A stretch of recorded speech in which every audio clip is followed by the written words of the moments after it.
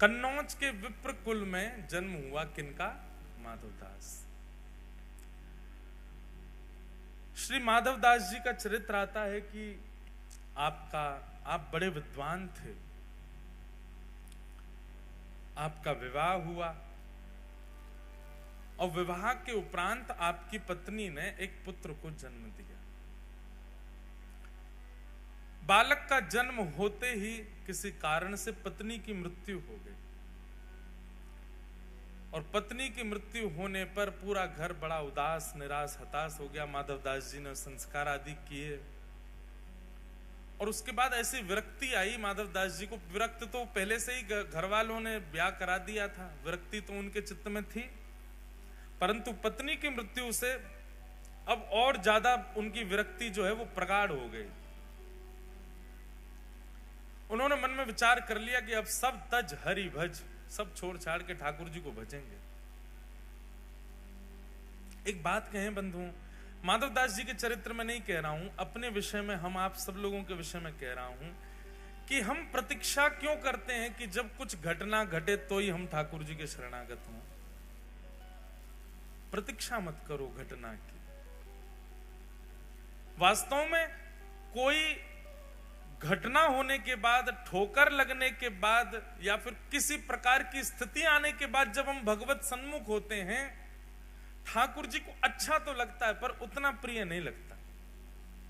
लेकिन कोई व्यक्ति सर्व व्यवस्था होने के बाद भी, सब कुछ सुमंगल होने के बाद भी ठाकुर जी को शरणागत हो जाता है, तब ठाकुर जी को बहुत प्रिय लगता है। तब लगता है ठाकुर जी को, हाँ ये प्रेम मेरे लिए वास्तविक है। कोई व्यक्ति आपसे प्रेम इसलिए कर रहा है क्योंकि उसका मन नहीं लग रहा।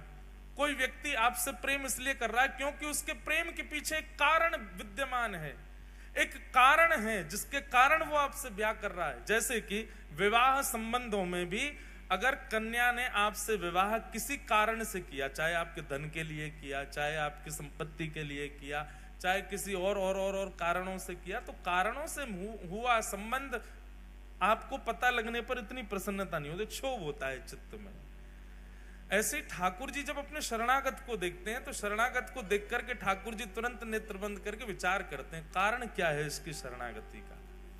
और जब कारण ठाकुर जी को पता चलता है, ओहो जीवन में दुविधा है, सब जगह ठोकर खा खा के बेचारा परेशान हो गया है, सब जगह विश्वास करके देख लिया लेकिन फिर भी इसको अविश्वास मिला है, सब जगह से ऐसा हो करके अंत में मेरे शरण में आया, तो ठाकुर जी मुस्कुराते तो हैं पर प्रसन्न नहीं होते। लेकिन कोई व्यक्ति बिना किसी कारण के ठाकुर जी के सन्मुख चला जाए, बिना किसी कारण के ठाकुर जी का हो जाए, वो अति प्रिय होता है। अकारण प्रेम करो, अहेतुकी भक्ति करो ठाकुर जी की। किसी घटना की प्रतीक्षा मत करो कि वो हो तो ही हम ठाकुर जी के सन्मुख जाएं। अब घट गई है, उसके बाद आ चुके तो अब बुरा नहीं मानो, अब उनके लिए माधवदास जी की कथा सुनो। तो माधवदास जी का जीवन कैसा, वो तो पहले से शरणागति चाहते थे पर घर वालों के कारण ब्याह किया। पुत्र का जन्म हुआ, पत्नी मर गई, सब छोड़ करके शरणागति लेना चाहते थे ठाकुर जी की, पर तभी अपने छोटे बालक को देखा और घर वाले भी कहते थे अब ये इसका पालन पोषण कौन करेगा, इसका बेचारे का क्या अपराध, इसका क्या दोष, ये कैसे रहेगा। तो माधवदास जी का एक सूक्ष्म ममत्व उसके प्रति होने लगा, उसको अपने चित्त से लगा करके रखते। सोचते तो थे क्या करूं, घर वाले कहते एक और ब्याह कर लो। बहुत पीछे पड़ने लगे घर वाले, तो माधवदास जी ने एक दिन कह दिया, आप सब लोग जो मेरे पीछे पड़े हैं कि ब्याह कर लो ब्याह कर लो, मुझे आप सब आश्वासन दे दीजिए और आश्वासन करते हुए ये बता दीजिए कि अब मेरा जिससे ब्याह होगा वो कभी नहीं पधारेगी और उससे होने वाली संतान भी कभी नहीं पधारेगी, तो मैं ब्याह करूंगा। सारे रिश्तेदार पीछे हो गए, ये कैसी बात है, ये कैसी बात है। बोले नहीं, आप कह दो कि वो नहीं मरेगी तो मैं ब्याह कर लूंगा। कोई भी इस बात पर लिखने को राजी नहीं हुआ।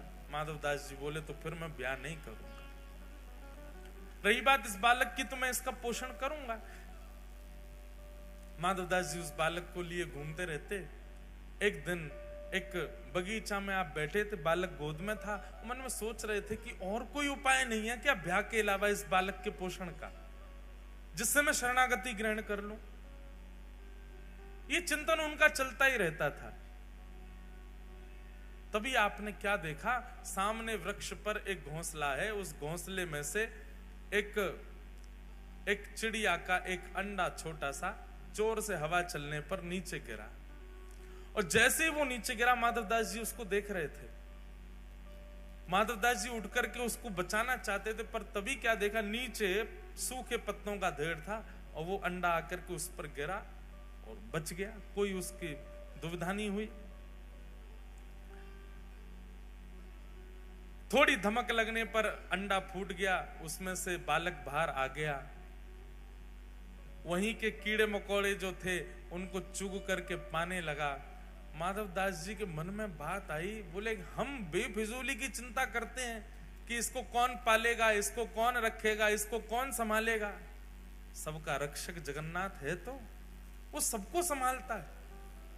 मैं तो दौड़ा था कि मैं अंडा पकड़ दूं, लेकिन नीचे ठाकुर जी ने पहले ही किसी के द्वारा पत्तों का ढेर रखवा रखा है, उस पर गिर करके वो बालक बच गया और उसके बाहर आते ही उसको प्रसाद भी मिल गया, उसको अपना भोजन पेट भरने के लिए सामग्री भी मिल गई। ना तो इसकी मां इसके पास है, ना इसके पिता इसके पास है, इसका पालन भी तो हो रहा है। कौन कर रहा है? बोले जगन्नाथ कर रहा है। मैं क्यों चिंता करता हूं अपने बालक की। और उसी समय अब देखो, संसार की दृष्टि में इसको गलत माना जाएगा। इसमें क्या माना जाएगा? अपने कर्तव्य से भाग गया। पर वैष्णव दृष्टि में जब विश्वास प्रगाढ़ हो जाता है ना, तो व्यक्ति सब त्याग ही देता है। फिर चाहे पत्नी हो, बच्चे हो, परिवार हो, कोई भी हो। हम आपको आज्ञा नहीं दे रहे हैं या आपको प्रोत्साहित नहीं कर रहे सब त्यागने को। जिस दिन चित्त में प्रगाढ़ भक्ति प्रकट होगी, आपको कोई बोलेगा नहीं त्याग करो, आप अपने आप छोड़ दोगे सबको। इसीलिए हम बार बार कथा में कहते हैं ज्यादा कथा मत सुनो, ज्यादा बार बार मत सुनो। क्यों? क्योंकि त्याग की स्थिति बहुत बढ़ जाएगी। अभी युवा बहुत आते हैं कथाओं में, और उन युवाओं की स्थिति ऐसी होती जा रही है। जलंधर में अभी हाल देखते आप, वहां बालक ऐसे हो गए कि वो अब संगे ही भगने को तैयार हैं। जहां कथा हो वहीं चल देंगे, जहां आप जाओगे वहीं चल देंगे। ये प्रारंभिक त्याग, दो प्रकार के त्याग आते हैं। एक प्रारंभिक त्याग जो होता है उसमें भी सब छोड़ने का मन होता है, पर उस समय रुकना चाहिए। वो नया नया त्याग है, और नए नए त्याग में छोड़ने का मन होता ही है। कुछ समय प्रतीक्षा करो तो फिर समझ में आता है कि अभी त्याग वास्तविक आया नहीं है। लेकिन जो बाद का त्याग आता है, जिसमें पूर्ण शरणागति ठाकुर जी के प्रति आपको दृष्टिगोचर होने लग जाती है, वो त्याग उचित है। उसमें आपको चाहे कितना भी ज्ञान दे दिया जाए, कितना भी बता दिया जाए, आपके चित्त में एक विश्वास प्रकट हो चुका है कि नहीं, मेरे तो सर्वस्व राधा रमण हैं, मेरे तो सर्वस्व राधा वल्लभ हैं, मेरे तो सर्वस्व बांके बिहारी हैं। उस समय किसी की भी बात, किसी भी गुरु की आज्ञा, किसी भी माता पिता की आज्ञा, किसी भी परिवार के बंधन, वो सब आपको दिखेंगे नहीं, आपको केवल ठाकुर जी दिखेंगे। तब समझो कि अब ये विश्वास पूर्व शरणागति वाला वैराग्य है। उस समय आप नहीं रुकोगे, फिर आप चले ही जाओगे। और ये सबके चित्त में नहीं आता। जिसको ठाकुर जी स्वीकार करते हैं उसी के चित्त में ऐसा वैराग्य आता है। माधवदास जी के चित्त में आ चुका था। अपने पुत्र को परिवार के हवाले छोड़ करके श्री माधवदास जी जगन्नाथपुरी चले गए और महाप्रभु श्री जगन्नाथ जी की शरण ग्रहण कर ली। माधवदास जी जगन्नाथपुरी आ गए। माधवदास जी का एक नियम था, बहुत ध्यानपूर्वक सुनना। माधवदास जी जब जगन्नाथपुरी गए तो 3 दिन तक महाप्रभु जगन्नाथ जी को उन्होंने दर्शन नहीं किया। जगन्नाथपुरी पहुंचे, पहुंचते ही जगन्नाथ जी का श्री मंदिर देख करके रोने लगे और रोते रोते समुद्र किनारे बैठ गए और जाकर के अपने आप को कोसते हुए रुदन करने लगे। किसी ने पूछा माधवदास जी ने दर्शन क्यों नहीं किया? बोले माधव दास जी अपने मन में विचार करने में 21 वर्ष का हो गया, अपने 21 वर्ष मैंने विषय भोग में व्यतीत कर दिए, जगन्नाथ जी की शरण में पहले क्यों नहीं आया। इस उदासी से बैठे जगन्नाथ वहां समुद्र के तट पर जाके और अपने आप को दंड दे रहे हैं, ना कुछ पा रहे हैं, ना कुछ पी रहे हैं, ना कुछ पा रहे हैं, बस एक निष्ठ होकर रुदन करते जा रहे हैं और बार बार स्वयं को कोस रहे हैं, मैंने 21 वर्ष निकाल दिए। अरे तो भाई किसी ने कहा माधव दास जी को प्रसन्न हो जाना चाहिए, अब तो आ गए शरण में। बोले अब जीवन का कोई पता है क्या, मेरे जीवन के केवल इतने ही दिन हो, 21 वर्ष 6 दिन की मेरी आयु हो, तो इसका मतलब अब शेष 3 ही दिन रह पाऊंगा मैं ठाकुर जी की शरण में, 21 वर्ष तो मैंने विषय भोग में निकाल दिए। इस बात से परेशान होकर रोने लगे। अच्छा, माधव दास जी ने कोई 3 दिन का नियम नहीं लिया था, माधव दास जी तो मृत्यु पर्यंत अनशन पर बैठ गए समुद्र के तट पर जाके कि मैंने अपना जीवन व्यर्थ कर दिया, ठाकुर जी की शरण में पहले नहीं आया।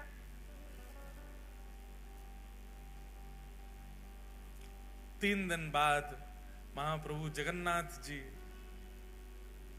ब्रह्मवेदी पर बैठे हैं, महाप्रसाद सामने रखा है, लक्ष्मी मैया हाथ जोड़ करके खड़ी हैं, ठाकुर जी से कह रही हैं नाथ भोग आरोग हो।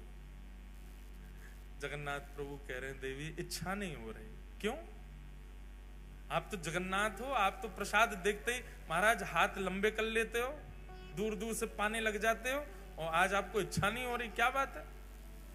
महाप्रभु जी कहते हैं एक मेरा भक्त सब छोड़ के आ गया, सब त्याग करके आया, त्याग करके मेरे शरण में आया है, लेकिन इस बात की ग्लानि में बैठा है कि इतने वर्ष मैंने क्यों संसार में विषय भोग भोगे, और वो भूखा प्यासा 3 दिन से पुरी में समुद्र के तट पर बैठा है। मुझे उसकी याद आ रही है, मुझे भूख नहीं लग रही है, तुम कुछ करो, उसके पास प्रसाद भिजवाओ, वो पाएगा तब मैं प्रसन्न होऊंगा। लक्ष्मी जी ने स्वर्ण के थाल में महाप्रसाद को, जबकि थाल में कभी महाप्रसाद नहीं पाया जाता, थाल में प्रसाद केवल ठाकुर जी पा सकते हैं जगन्नाथपुरी में, बाकी सबको तो पत्रों में पाना पड़ता है, मट्टी के बर्तन में पाना पड़ता है, थाल में कोई प्रसाद नहीं पाता। लेकिन सन्मुख का थाल जिसमें महाप्रभु जगन्नाथ भोग लगाते हैं, वही थाल जगन्नाथ जी के अधुरामृत से युक्त थाल एक बालक का रूप धारण करके माधव दास जी के पास ले जाया गया, और माधव दास जी के पास रख करके कहा, बोले कि आप ही माधव दास हैं? स्वर सुनकर के बोले हाँ जी मैं ही हूं। बोले श्री ठाकुर जी ने आपके लिए प्रसाद भेजा है मंदिर से, पा लीजिए। माधव दास जी तो महाराज प्रसाद देखने में व्यस्त हो गए, बालक अंतर ध्यान हो गया, प्रसाद देख करके इतने प्रसन्न हो गए, बोले ठाकुर जी ने प्रसाद भेजा, तुरंत प्रसाद पा लिया। प्रातः काल होते ही मंदिर में थाल नहीं मिला, सब जगह हाहाकार मच गई, पुजारियों पर प्रश्न चिन्ह उठाने लगे। गजपति महाराज ने पुजारियों को खड़ा किया, थाल कहां गया ठाकुर जी का? सब बोले हमने तो भीतर ही पधराया, पता नहीं कहां गया। ठाकुर जी ने गजपति राजा को स्वप्न आदेश दिया, बोले चिंता नहीं करो, समुद्र के तट पर माधव दास नाम के भक्त हैं, उनके पास ही वो थाल में नहीं भिजवाया था, क्योंकि वो 3 दिन से अनशन पर बैठे थे। ये खबर सुनते ही सब पुजारियों सहित गजपति राजा गए और समुद्र तट पर देखा माधव दास जी बैठे प्रसन्न मुद्रा में, स्वर्ण का थाल रखा है, प्रसाद पा चुके। सब ने जाके दंडवत किया और कहा महाराज आप दर्शन के लिए चलो। समस्त पुजारी और गजपति राजा माधव दास जी को लेकर के मंदिर में जैसे ही गए, मंदिर में माधव दास जी के प्रवेश करते ही ब्रह्मवेदी पर बैठे श्री जगन्नाथ झूमने लगे, ऐसे आनंदित होने लगे माधव दास को देखते। बंधुओं, हम सबने झूमते हुए ठाकुर जी को देखा है जब वो रथ पे जाते हैं, पर जैसे ठाकुर जी वो रथ पे जाते हुए झूमते हैं पंडा पुजारियों के संग, ऐसे ठाकुर जी वास्तव में अपने अनन्य भक्तों को देख के ब्रह्मवेदी पर झूमने लगते थे। कितने प्रसंगों में मैंने देखा, माधव दास जी के प्रसंग में देखा, यहां सालवेग के प्रसंग में देखा, रघुदास नाम के भक्त हुए उनके प्रसंग में देखा, ठाकुर जी ऐसे झूमते थे, मस्त मदमस्त हो जाते, जैसे मानो कोई वस्तु हो। अब हमारे जो जगन्नाथ जी है ना, भागवत जी वाले, ये भी झूम जाते हैं। कई बार कथा में जोरदार कीर्तन होता है तो जोर से माइक बजता है तो ये भी ऐसे झूमते हैं, कभी कभी दिखते हैं। तो ठाकुर जी झूमने लगे माधव दास को, और जैसे ही झूमने लगे सब पंडा पुजारी जय जयकार करने लगे, हरि हरि बोलो, हरि हरि बोलो। महाप्रभु प्रसन्न हो गए माधव दास को देख करके। माधव दास जी ने प्रथम दर्शन किया श्री जगन्नाथ जी का, नेत्रों में अश्रु भर आए, ठाकुर जी को निहारते रहे, दर्शन किया। अब नित्य माधव दास जी दर्शन को जाने लगे। बहुत सुंदर चरित्र है माधव दास जी का। मैं तो आज 5-6 चरित्र सुनाने के भाव से आया था, अब जितने हो जाएं सुनो। माधव दास जी परम विद्वान थे। माधव दास जी के चरित्र में आता है, बहुत ध्यानपूर्वक सुनिएगा।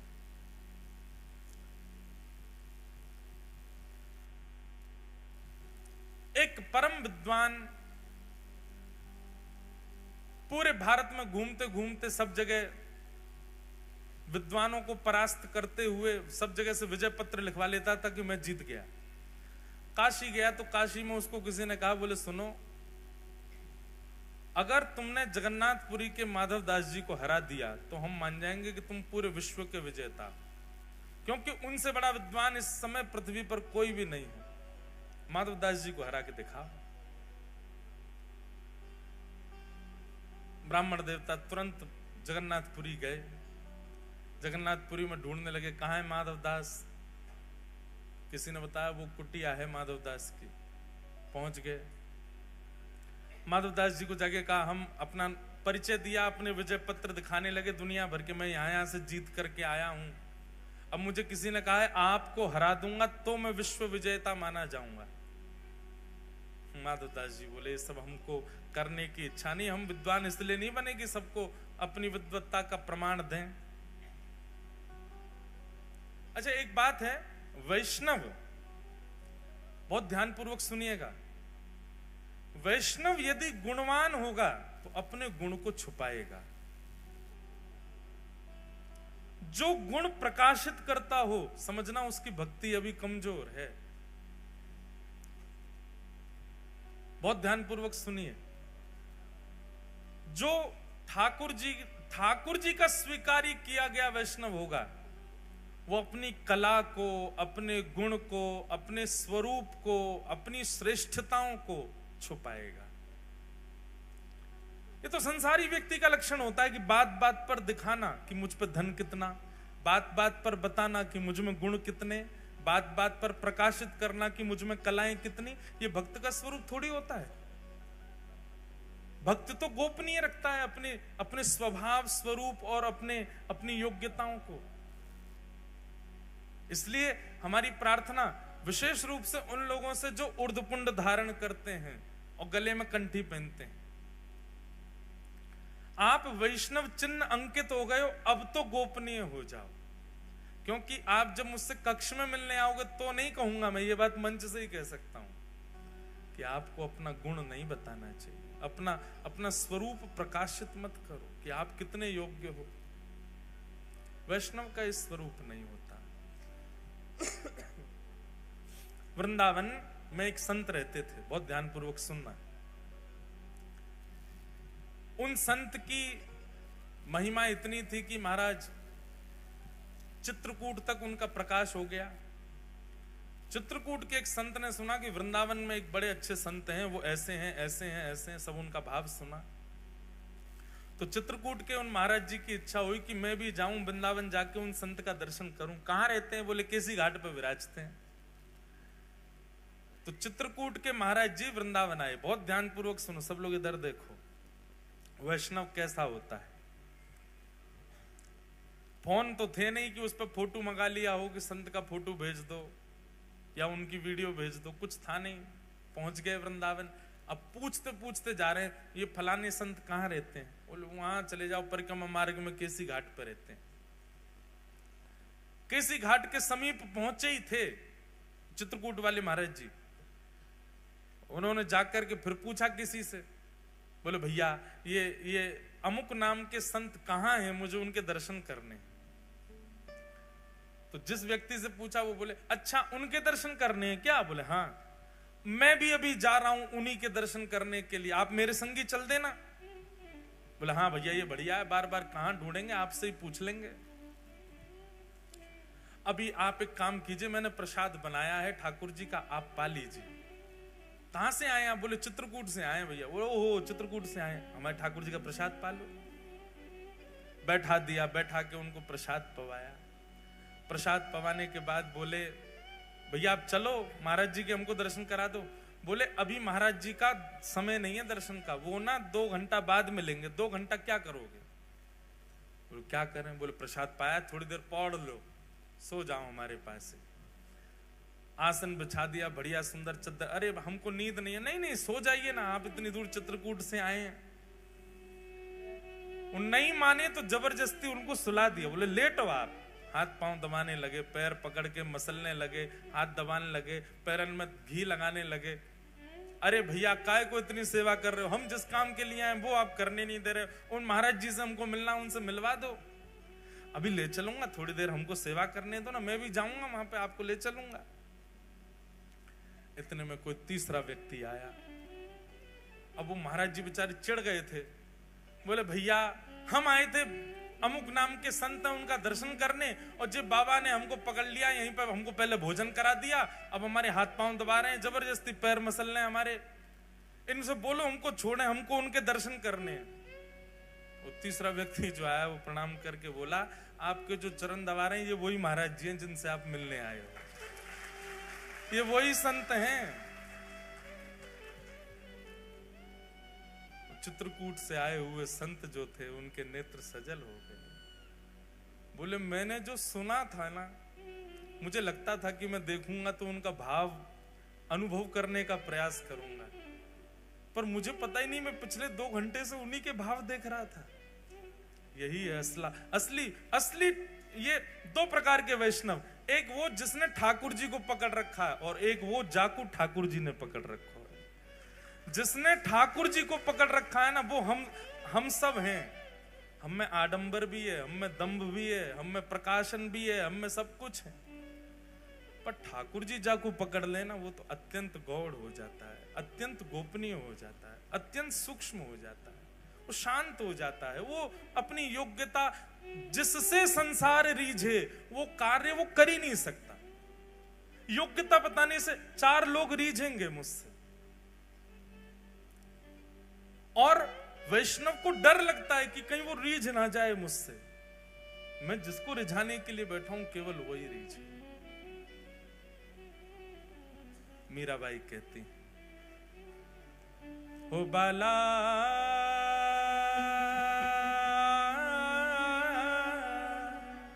मैं बैरागन हूंगी मैं बैरागन मैं बैरागन। क्यों? इस पूरे पद की जो विशेष लाइन है ना, जो विशेष बात है मीराबाई की। आप लोग कहोगे मीराबाई भी तो प्रकाशित कर रही हैं कि मैं बैरागन होंगी, सबको गा के क्यों बता रही हैं? उनका कहने का एक ही उद्देश्य है, जिससे सब रीझे उसलिए नहीं। गाना मेरे साथ। जिन भेषा मारो सावरो रीझे, जिन भेषा मारो सावरो रीझे, जिन भेषा मेरो सावरो रीझे, जिन भेषा मेरो सावरो रीझे, मैं सोही भेष धरूंगी, मैं तो सोही भेष धरूंगी, हाँ मैं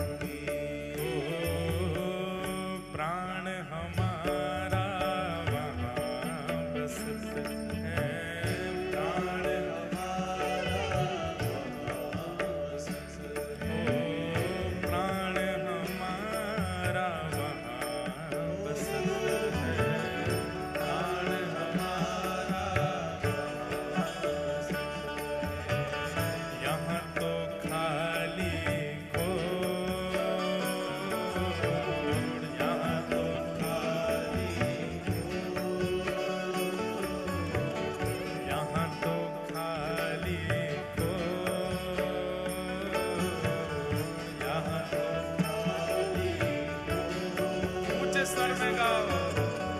मात पिता परिवार सोई है, मात पिता परिवार सोई है, मात पिता परिवार सोई है, मात पिता परिवार सोई है। ओ कहिए तिनका तो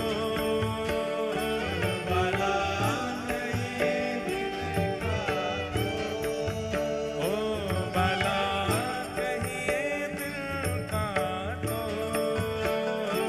भला, कहिए तिनका तो। अरे हाँ मैं बैराग होंगे, मैं बैराग ओ होंगे, मैं बैराग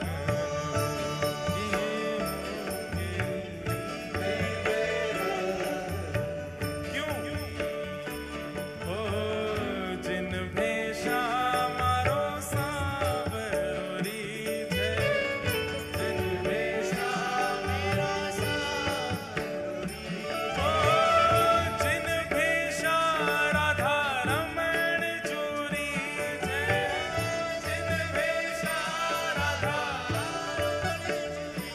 ओ जिन भेषा मेरो सद्गुरु रीझ है, जिन भेषा मेरो सद्गुरु रीझ है, जिन भेषा राधा वल्लभ चूरी है, जिन भेषा राधा वल्लभ मैं सोही भेष धरूंगी हो, मैं तो सोही भेष धरूंगी। अरे हाँ मैं बैरागन होंगी,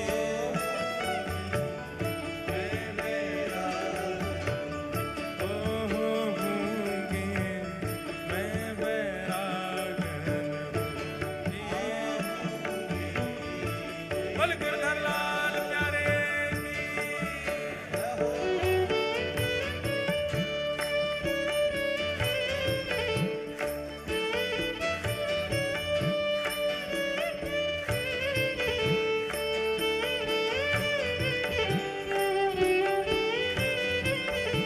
श्री जगन्नाथ महाप्रभु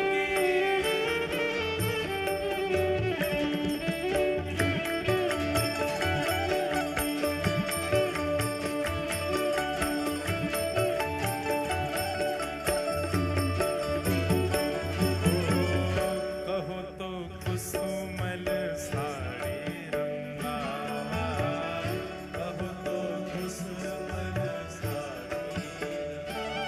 जैसे हनुमान जी महाराज सीता जी को सिंदूर लगाते देखते हैं तो सोचते हैं कि ओहो, एक सिंदूर की धार लगाने से आप श्री राम जी की गृहिणी कहलाएंगी, हम तो सर्वांगन अंग पे लगा लेंगे।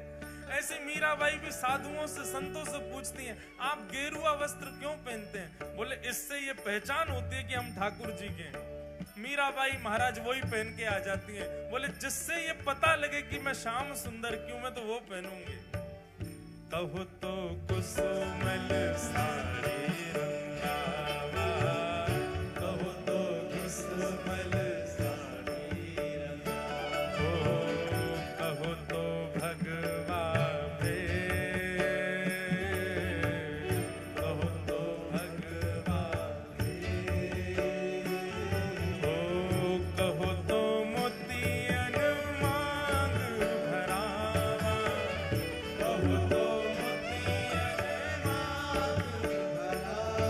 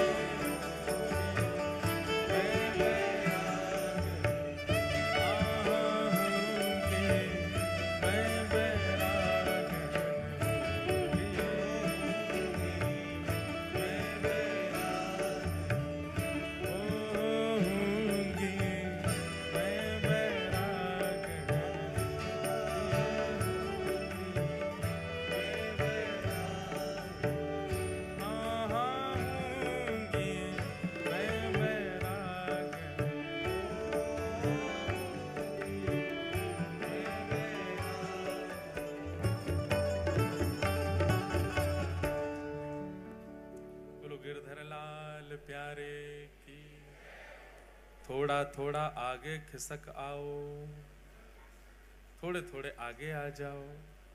आओ भाई, आज्ञा हुई है व्यास मंच की, तुरंत आओ, नेक नेक आगे आओ, आगे वाले भी आगे आ जाओ। बस नार में बाम लगा लेना रात को। पीछे वाले कहाँ हैं बेचारे, तोड़ दो जेल, आ जाओ आगे सामर्थ्य हो तो। बोलो जगन्नाथ महाप्रभु की। तो वैष्णव का स्वभाव कैसा होता है, वैष्णव का स्वरूप कैसा होता है कि वो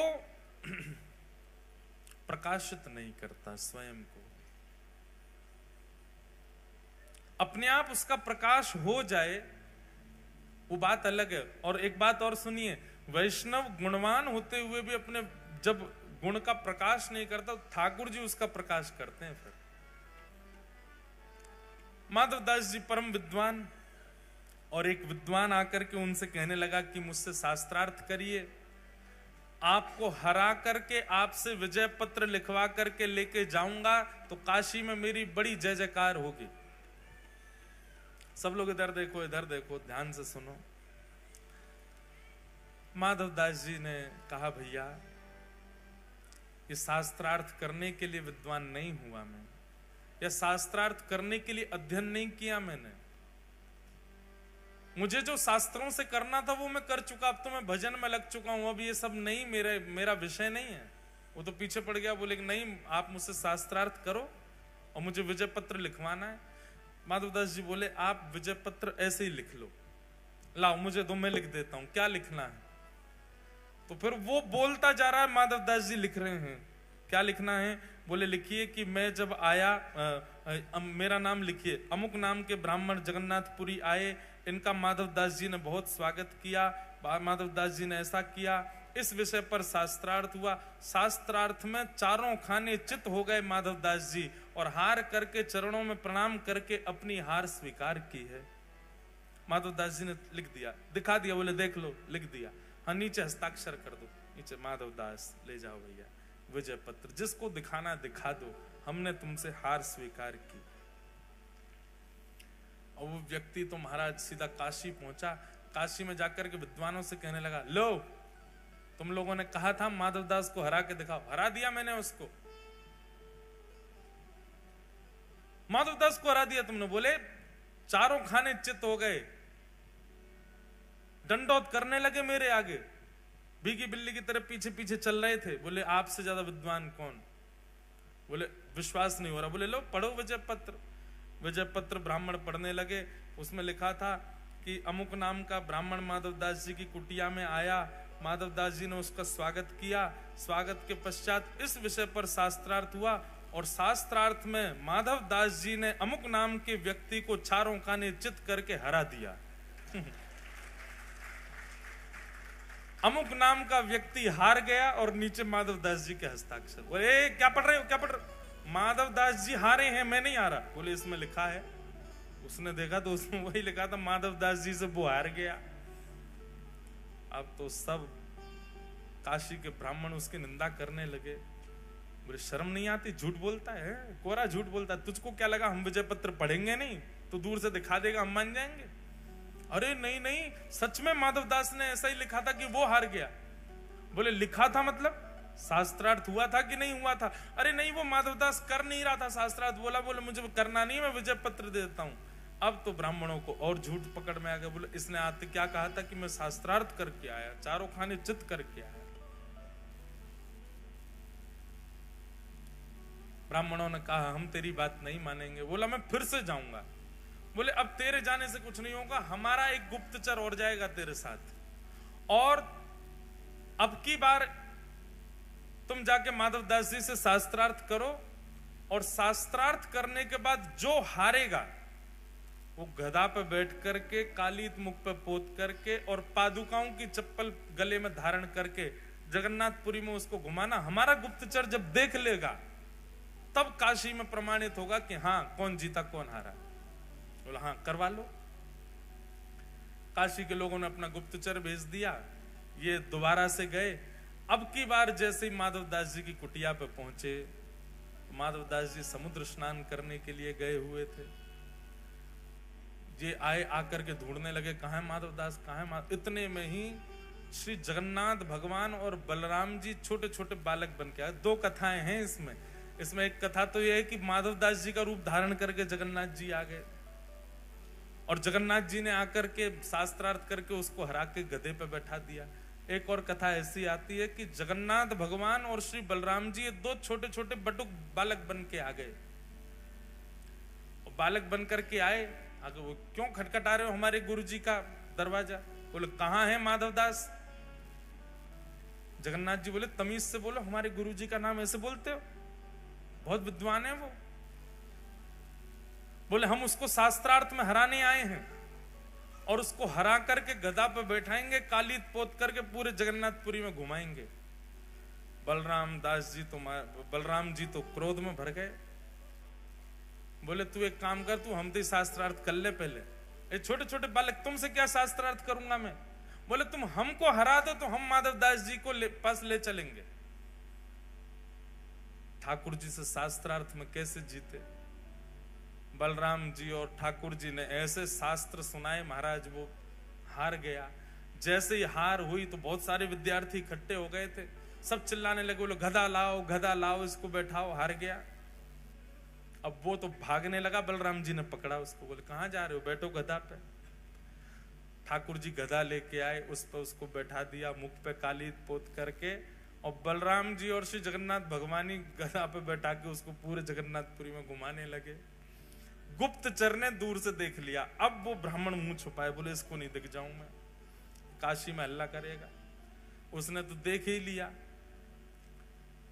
इतने में ही माधवदास जी आए। माधवदास जी जैसे ही आए, माधवदास जी ने देखा बड़ी भीड़ बालकों की घूम रही है और ये गधा पे कौन बैठा है।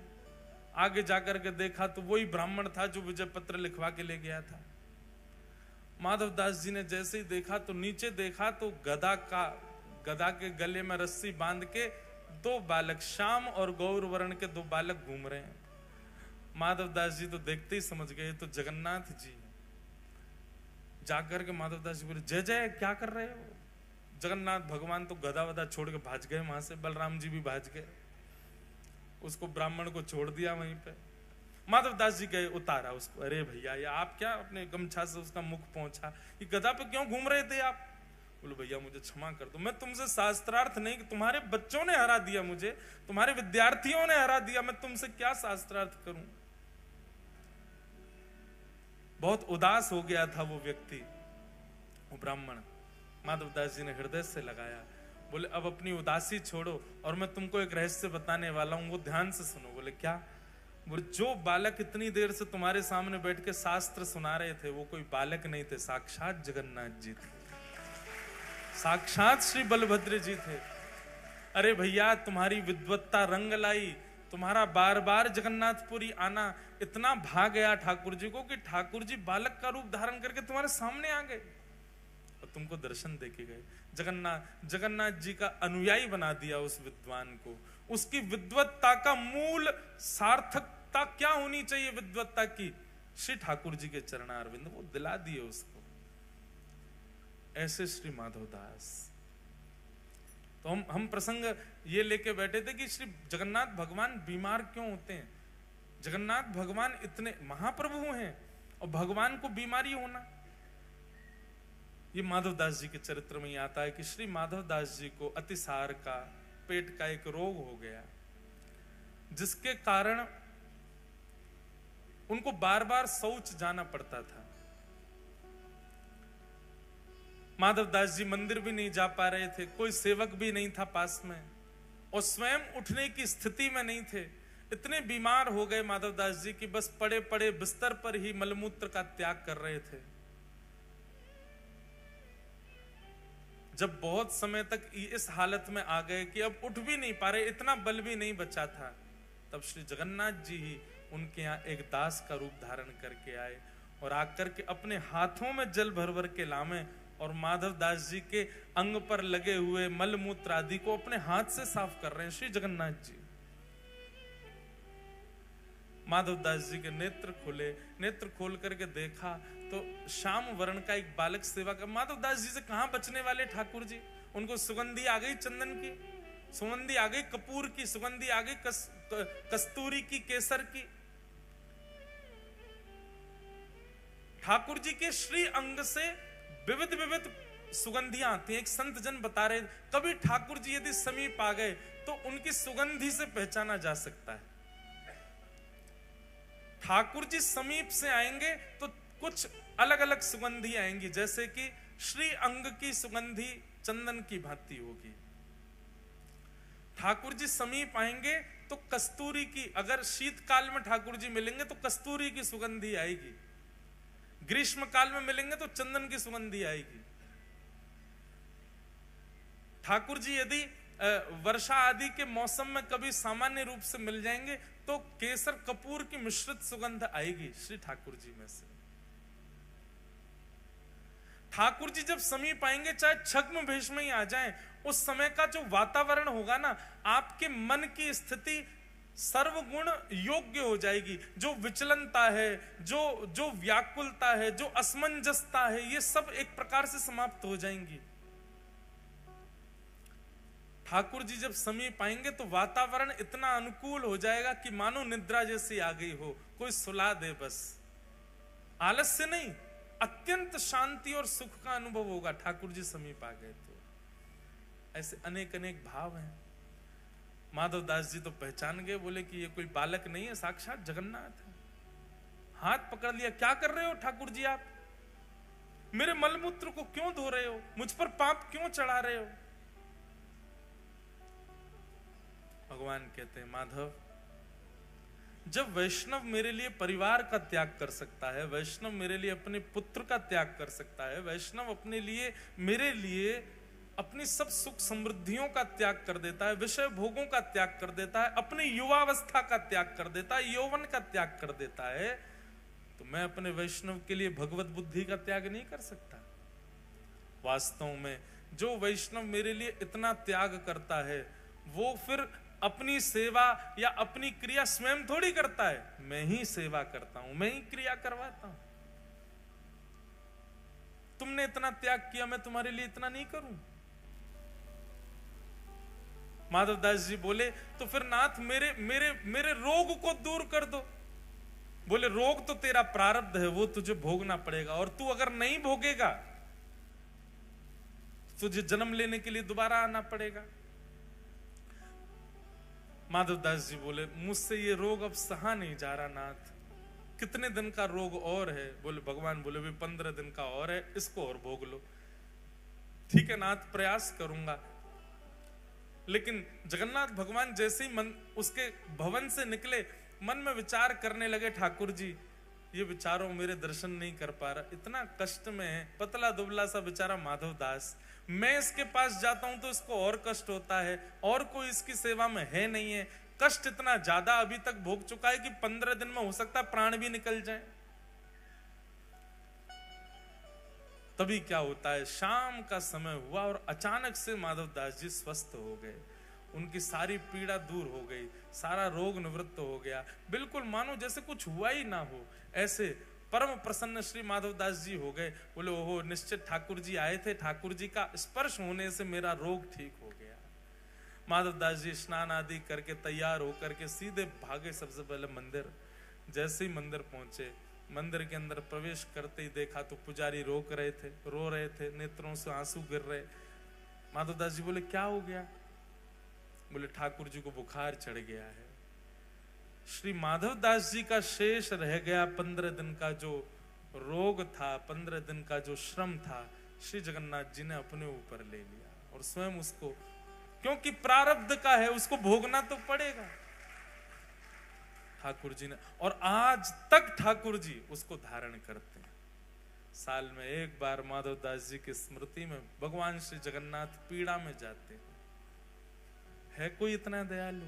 है कोई इतना कृपालु संसार में?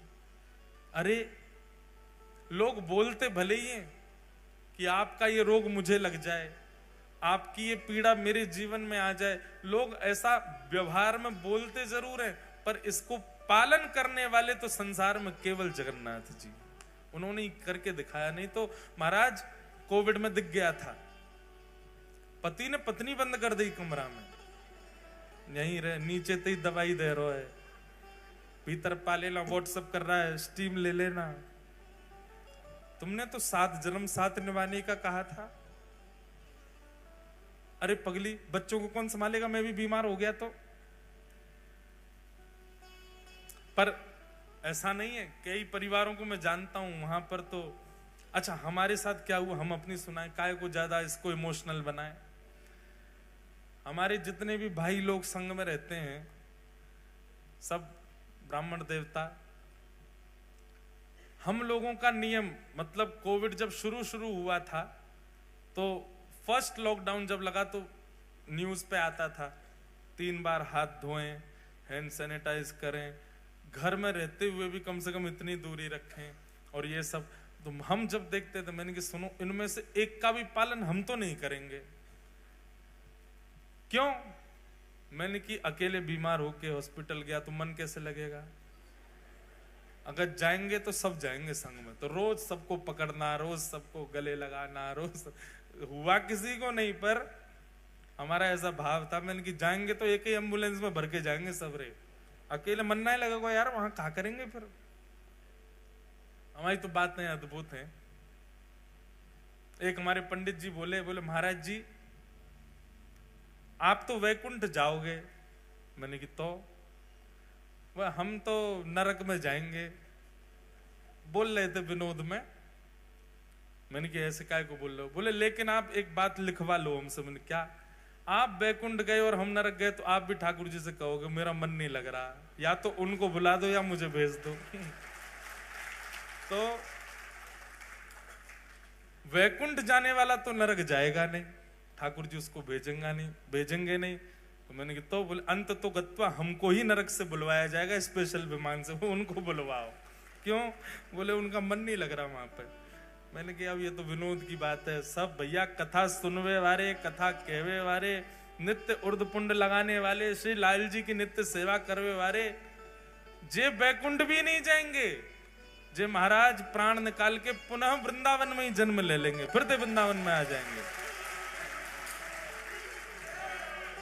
ये बात सत्य है।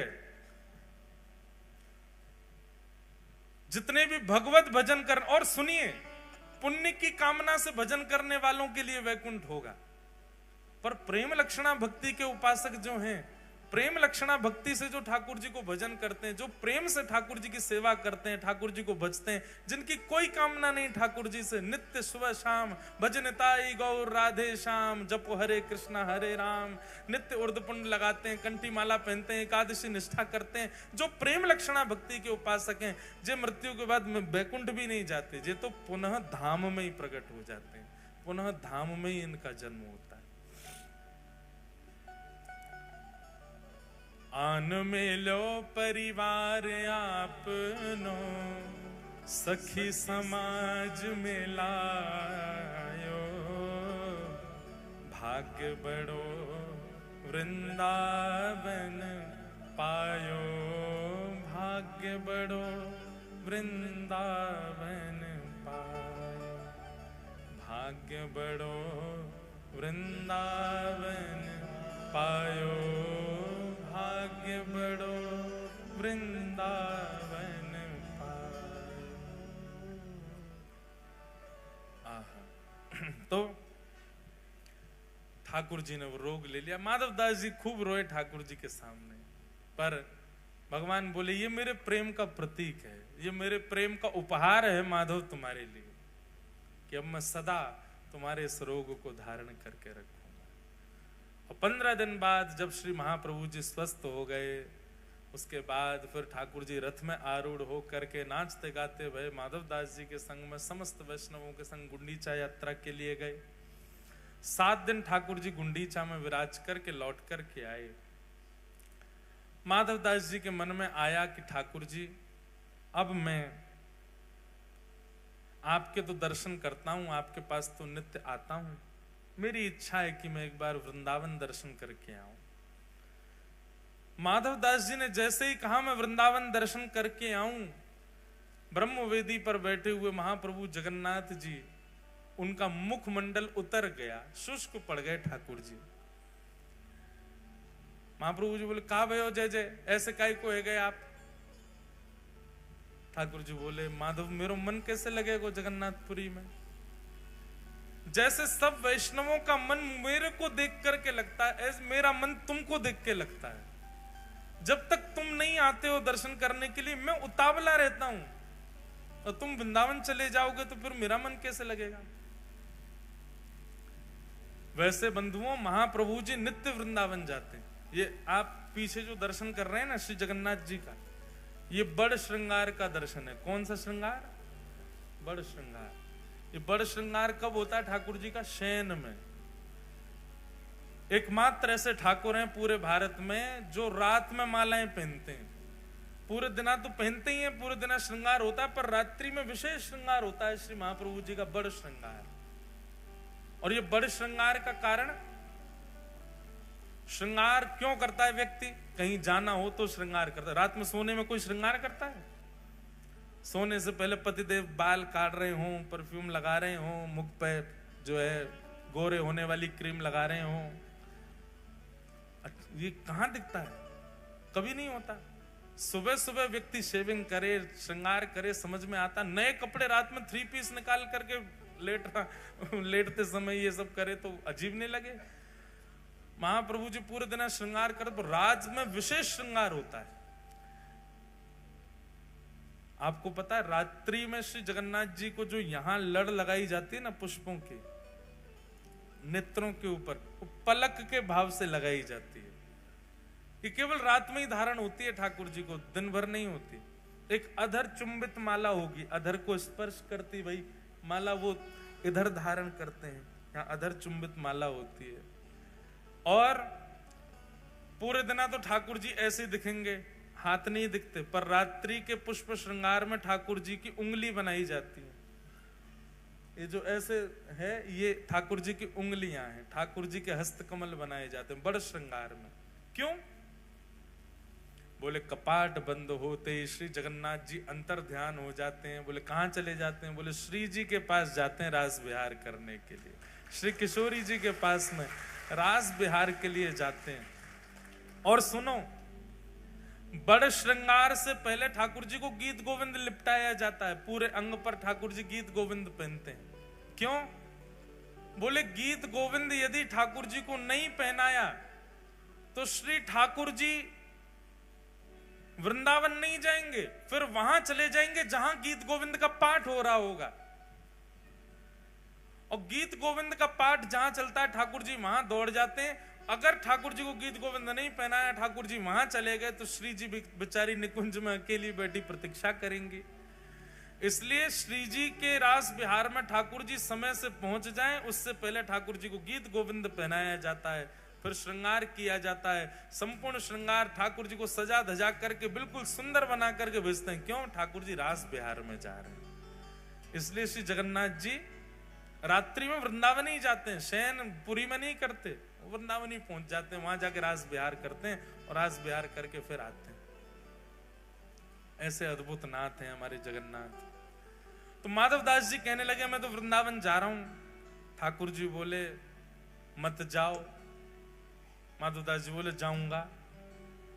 तो ठाकुर जी बोले दूसरा उपाय हमको ले चलो। माधवदास जी जोर से हंसने लगे, बोले आप कैसे जाओगे?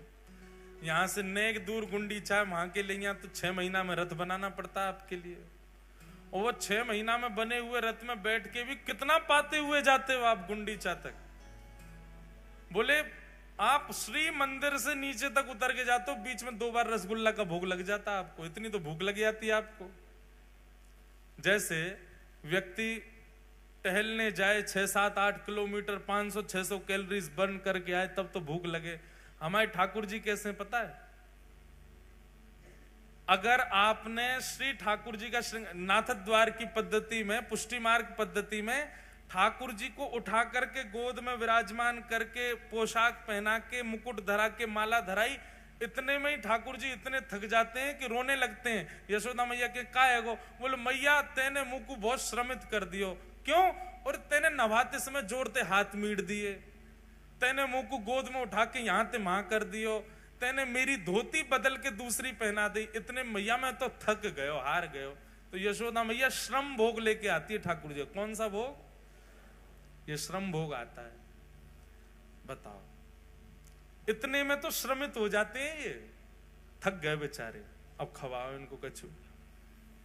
बोले आप ये श्री मंदिर से गुंडीचा अगर कोई व्यक्ति पैदल भी जाए तो 20-25 मिनट लगेगा उसको पहुंचना, इतना ही लगता है।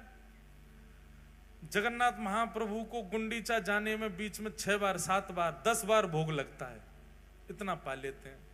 बोले यहां तक तो आप 10 बार पाते हो, वृंदावन तक तो आप पूरे भारत का अन्न पालोगे।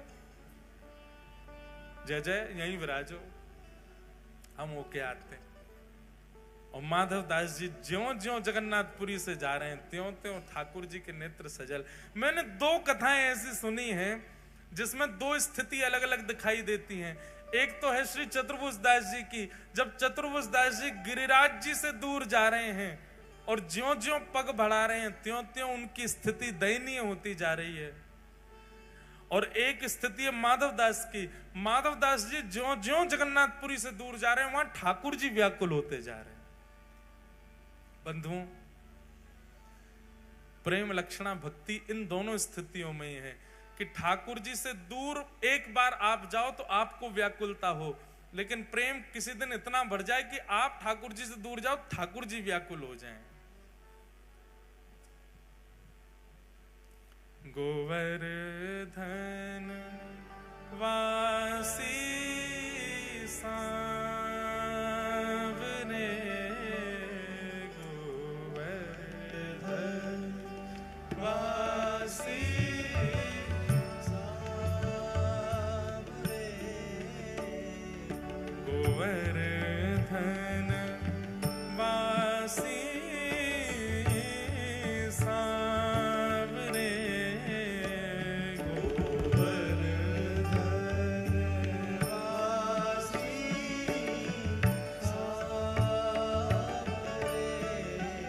लाल तुम बिन रयो न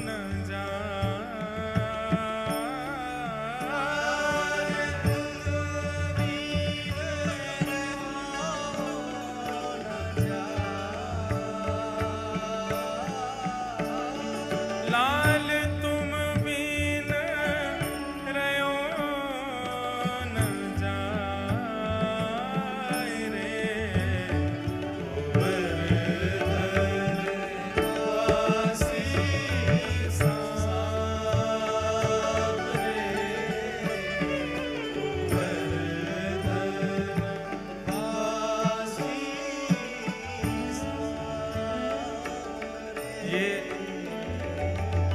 ये पद तो चतुर्भुज दास जी गा रहे हैं ठाकुर जी के लिए।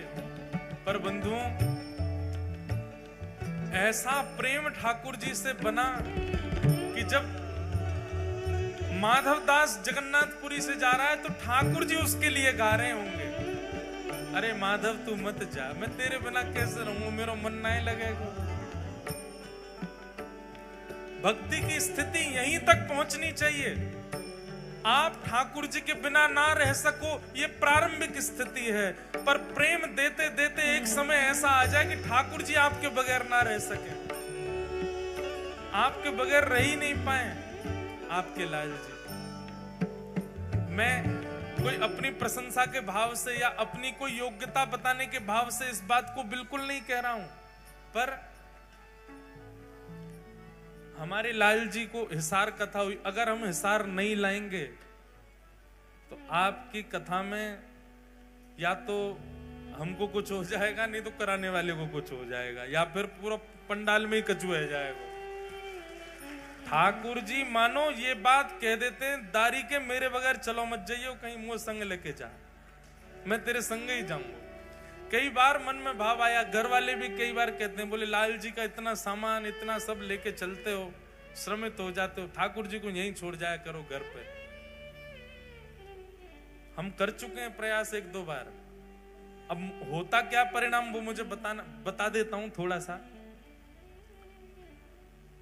जहां के लिए हम सोचते हैं कि ठाकुर जी अब वहां आप मत चलो, हमने निवेदन किया, मैंने लाल जी आप घर विराजो, मैया सेवा करेगी, प्रसाद पवावेगी, बालक सब सेवा जानते ही हैं, हम आते हैं वहां पे, आप श्रमित हो जाओगे जाने में।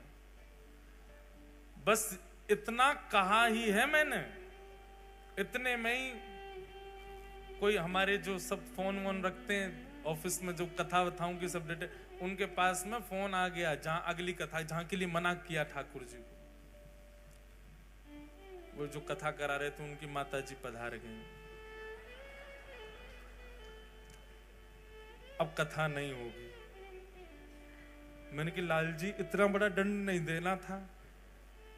थी वो बेचारी आईसीयू में ही थी, वृद्ध थी, 90 से ऊपर की थी, पर वो रुक जाती, कथा पूरी होती तब तक, अगर लाल जी जाते तो। लाल जी ने कही मोह छोड़ के जाएगो अकेलो वहां पे, फिर आनंद करके आवेगो। तब से हमारे मन में विश्वास उठ गया। एक बार विदेश यात्रा पर जा रहा था, तो विदेश इतने जाते नहीं, मैं अकेला ही जाता हूँ।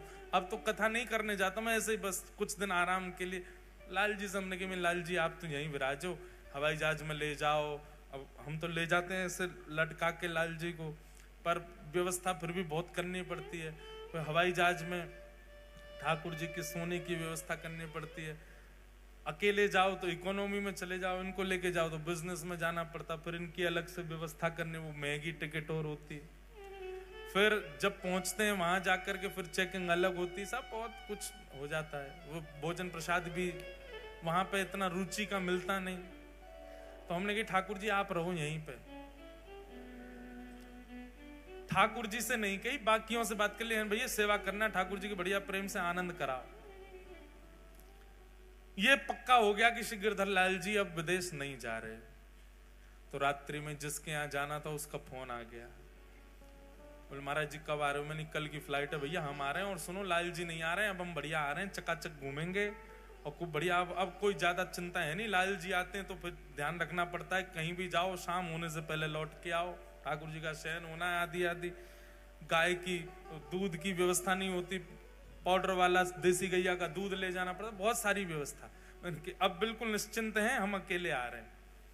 नहीं महाराज जी वो तो ठीक है, पर मेरे बॉस ने मुझको फायर कर दिया, मेरी जॉब चली गई आज, और महाराज जी बहुत वो हो गई, अब तो मैं सोच रहा हूँ कैसे करूं। अब आप आएंगे, आपके संग रहना, मुझे दूसरी जॉब ढूंढनी पड़ेगी, मुझे समय लगेगा, आपका समय कुछ स्थगित हो जाए कुछ दिन का, और अच्छा हो जाए कि आप अगली वर्ष ही आओ। मैंने कोई नहीं तो तुम, मैंने कि अपना काम करो, हम तो एक और वैष्णव है वो भी पीछे पड़ा, मैं उसके यहाँ रुक जाऊंगा। बोले हाँ महाराज जी ठीक है। अब मैंने उसको फोन किया, मैंने कि भैया तुमको खुशखबरी देनी है कि हम उसके यहाँ नहीं रुक रहे हैं, हम अब तुम्हारे यहाँ रुकेंगे। महाराज जी आपके फोन आने से 5 मिनट पहले ही मैंने भारत की टिकट करवाई, मैं तो भारत जा रहा हूं, मैं तो हूं ही नहीं यहाँ पर। मैं तो अभी आज सुबह ही मन में आया कि मुझे भारत जाना चाहिए। मैंने कहा यार ये हो क्या रहा है। फिर हमारी एक दूर की रिश्तेदार थे, मैंने टिकट तो हो ही गई है, जाना तो है, उनके यहाँ रुक जाऊंगा। उनको फोन किया मैंने कि भैया ऐसे ऐसे हम तुम्हारे यहाँ आ रहे हैं। बोले ओहो मत आइए, हमारे बच्चे बीमार हो गए, बच्चों को हॉस्पिटलाइज कर दिया है। जब 3 जगह से ये हो गया कि भाई अब तो दिक्कत है, मैं समझ गया। मैंने कि लाल जी चलो, आप चलो, आपके पाम पूजूं, आप चल दो मेरे साथ, आपको मैं लेके जाऊंगा बिल्कुल। अभी सुनो असली बात। प्रणाम करके कही मैंने कि लाल जी चल दो, आप बिल्कुल ये विचार मत करो आपको छोड़ के जाऊंगा, आप चल दो, जैसी व्यवस्था होगी सब करूंगा, आप चलो। बस ये निवेदन किया है, आधा घंटा में उसका फोन आ गया, बोले महाराज जी मेरी जॉब दोबारा लग गई है। फिर दूसरे का फोन आया, बोले महाराज जी मैंने घर में चर्चा की तो सब बोले भारत की टिकट $100 दे के आगे करवा दो, रुक जाओ महाराज जी आ रहे हैं, यहीं रुक जाओ। मैंने कहा अब तुम भी नहीं जा रहे? बोले नहीं। तीसरे बोले बच्चे हमारे स्वस्थ हो गए, उनकी रिपोर्ट बिल्कुल नेगेटिव आ गई है। मैंने कहा वाह, तो ये हैं हमारे लाल जी। तो इनके बगैर ये रहते ही नहीं, इनको घूमना बहुत पसंद है। हमारे लाल जी को समीप से देखो, इनका एक पैर आगे है थोड़ा सा, जिस दिन ये घर आए थे उसी दिन हमारी मैया, जैसे नई बहू आती है उसके नैन नक्श देखते हैं ना, हमारी माता जी जिस दिन लाल जी पधारे उसी दिन बोली, लाला जी तो घुमक्कड़ लाला है, जे रुकेगो नहीं, या को एक पाम आगे निकल रहा है। तो वादना से हमारे ठाकुर जी डटते ही नहीं है, ये घूमते ही रहते हैं इधर उधर। अब इनको जाना है तो इनकी सारी व्यवस्था लेके चलनी पड़ती है। तो हम कोई अपनी प्रशंसा नहीं बता रहे, पर आपको आपकी भक्ति सुख कब देगी? प्रारंभिक सुख तो तब मिलेगा जब आप अपने ठाकुर के बिना ना रह सको। आपको चिंता हो रही है, कथा चल रही है, मुझे घर जाना है, भोग लगाना है, ये प्रारंभिक स्थिति है कि आपको आपके ठाकुर जी की याद आ रही है। पर एक स्थिति ऐसी आए कि नगर से बाहर जाने की जैसी आपकी योजना बने, वो योजना निरस्ती होती जाए। क्यों? ठाकुर जी आपको जाने नहीं दे रहे हैं। ठाकुर जी कह रहे हैं या तो जाए मत या मुंह को संग लेके जा, तब आपको अत्यंत सुख मिलेगा। अब आपके ठाकुर जी आपके बिना नहीं रहते। ये भक्ति की चरम स्थिति है, ये भक्ति की प्रेम स्थिति है। तो श्री माधव दास जी से जगन्नाथ जी का ऐसा प्रेम कि जगन्नाथ जी बोले, मोए ले चल वृंदावन, मैं मंदिर छोड़ने को तैयार हूं, पर तो तेरे बिना ना रहूंगा। ऐसे श्री माधव दास जी वृंदावन को निकल गए, ठाकुर जी को छोड़े आए। माधव दास जी का स्वरूप था 6-7 दिन तक भूख सह लेते थे, लेकिन अभी जगन्नाथपुरी से निकले चंद घंटे ही हुए कि माधव दास जी को इतनी जोर की भूख लगी, इतनी जोर की भूख लगी कि महाराज या तो फल मिल जाए नहीं तो पेड़ ही खा जाएंगे, इतनी भूख लगने लगी। माधव दास जी बोले, ऐसी व्याकुलता भूख की तो मुझे कभी नहीं हुई जैसी आज हो रही है। तभी एक नगर दिखा, दौड़ करके माधव दास जी उस नगर में गए, किसी का गेट खटखटाया। मैया, वृद्ध मैया ने बोला, मैया तेरे घर में जो बना हो, बासा कूसा, मुझे भोजन करा, बहुत भूख लगी। अरे बैठो बाबा।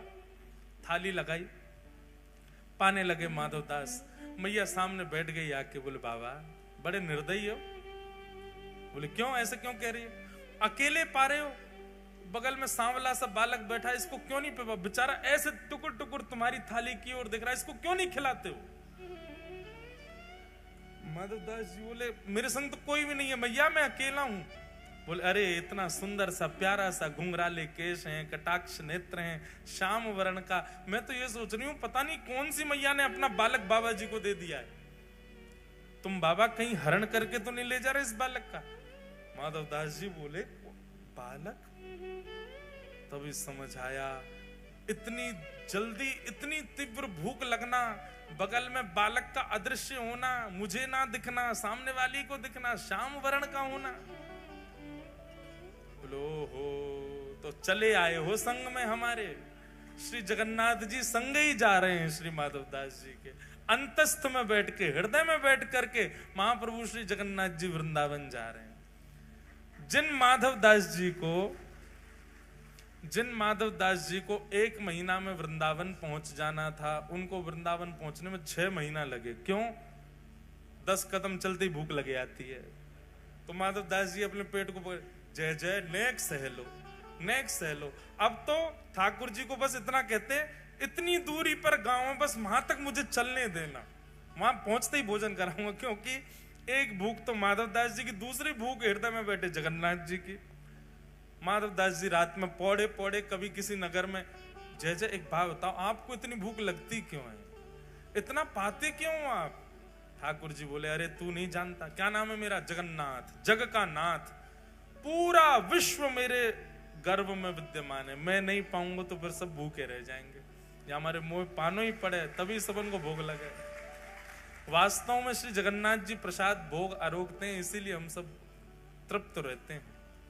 कई लोग कहते हैं ठाकुर जी को 56 भोग लगाने की क्या आवश्यकता है, ठाकुर जी का बंगला बनवाने की क्या आवश्यकता, लाखों करोड़ों रुपए लोग फूंक देते हैं ठाकुर जी के उत्सव में, क्या जरूरत है भगवान को भोग लगाने की? भैया ठाकुर जी को जो आप 56 भोग अरोग आते हो ना, उस समय आप विश्व मंगल कार्य कर रहे हो। आपके एक बार के 56 भोग की सेवा करने से ना जाने कितने भूखों का उस दिन पेट भरेगा। क्यों? ठाकुर जी ने आपकी तरफ से पाया। ठाकुर जी के गर्भ में पूरा विश्व है और सब पा लेते हैं, सब देवी देवताओं को लग जाता है, सब मानवों को पेट में कुछ ना कुछ पहुंच जाता है, क्योंकि ठाकुर जी आरोग रहे हैं। वृंदावन बिहारी लाल का जब आप बंगला बनवाते हो तो ठाकुर जी को शीतलता मिले उसके लिए करते हैं। ठाकुर जी के अंग में संपूर्ण ब्रह्मांड है, ठाकुर जी शीतल होते हैं तो सब शीतल हो जाते हैं। इस भाव से ठाकुर जी की सेवा की जाती है। वृंदावन जैसे ही पहुंचे माधव दास जी ने चना खरीद लिए थे एक जगह से खूब सारे, वही खा लेते थे जब भूख लगती थी। वृंदावन जाकर के यमुना तट पर स्नान आदि करके आपने चना अरोग लिए और चना पाव के जैसे ही बिहारी जी के दर्शन करने निधिवन राज में गए, बिहारी जी उस समय प्रकट हुए ही हुए थे। इतने में ही कपाट लगे थे बिहारी जी के भीतर से स्वामी हरदास जी आए और दर्शनार्थियों में बोले, हाँ भैया तुम में माधवदास कौन है? माधवदास जी बोले, इनको मेरा नाम कैसे पता? बोले मैं हूं जैसे। बोले इधर आओ। जैसे ही आए बोले, तुमको जरा भी होश नहीं है, हैं? हमारे बिहारी जी का पूरा मुंह छील दिया तुमने। माधवदास जी बोले, मैंने कुछ नहीं किया, मैं तो बिहारी जी देखे ही नहीं अभी तक, पहली बार दर्शन करूंगा मैं तो। स्वामी जी हाथ पकड़ करके भीतर ले गए गर्भगृह में और भीतर ले जाकर बिहारी जी खड़े हैं सामने। बोले बिहारी जी यूं कह रहे हैं, बोले एक माधवदास नाम को शिष्य वो आयो चेला हमारो और सवेरे सवेरे माने रूखे चना खवा दिए मुंह। और ठाकुर जी अपना मुंह खोल के दिखा रहे हैं। तो माधवदास जी जैसे ही गए बिहारी जी का दर्शन करने, बिहारी जी ने अपना मुंह खोल के दिखाया छोटा सा, वो देखो छाले है गए मुंह में। माधवदास जी के नेत्र सजल हो गए। बोले जय जय। जैसे अब ये बात माधवदास जी तो नहीं बोले, मैं बोल रहा हूं। जैसे हमारे फोन में नेटवर्क होता है, आप राजस्थान में प्रवेश करते हो तो प्रवेश करते ही मैसेज आ जाता है, वेलकम टू राजस्थान। एयरटेल या जो भी आपका, वो वहां का टावर जो है वो कनेक्ट कर लेता है। माधवदास जी चले तो थे जगन्नाथपुरी से, जब तक उड़ीसा में थे तो चित्त में जो ठाकुर जी वो जगन्नाथ रूप में थे। जो जो प्रांत आते गए उस प्रांत के प्रमुख ठाकुर जी का कनेक्शन होता गया। जैसे ही वृंदावन आए माधवदास जी तो चित्त में विराजमान जगन्नाथ जी बांके बिहारी जी हो गए। अब माधवदास जी ने तो वही चने पाए जो जगन्नाथ जी पा रहे थे, पर बिहारी जी को मोह छिल गए हो। क्यों? क्योंकि बिहारी जी तो भैया महलन के ठाकुर हैं, ये तो मीठो मीठो पामे, हल्को हल्को पामे। माधवदास जी बलैया ले लगे, जय हो मेरे ठाकुर जी, आपने मेरे हृदय को पूर्ण रूपेण स्वीकार कर लिया, ये प्रमाणित कर दिया आज। क्योंकि मेरे चित्त में जगन्नाथ बैठ करके आए थे, पर वृंदावन आते आते आते आते वो तो बिहारी जी हो गए, अब चित्त में बिहारी जी। अब स्वामी श्री हरदास जी ने कही, कब तक हो वृंदावन में? बोले अभी तो हैं कुछ दिन। बोले तब तक यहीं पाओ मंदिर में। क्यों? तुम जो पाते हो वो ठाकुर जी को लगता है, इसलिए चकाचक महाराज घुटवा दो, माधवदास जी को चकाचक पवाओ ताकि बिहारी जी प्रसन्न रहें। माधवदास जी तो भुजा उठा करके नृत्य करते हैं, आनंदित में रहते हैं, कितना प्रेम करते हैं, कितना स्नेह करते हैं ठाकुर।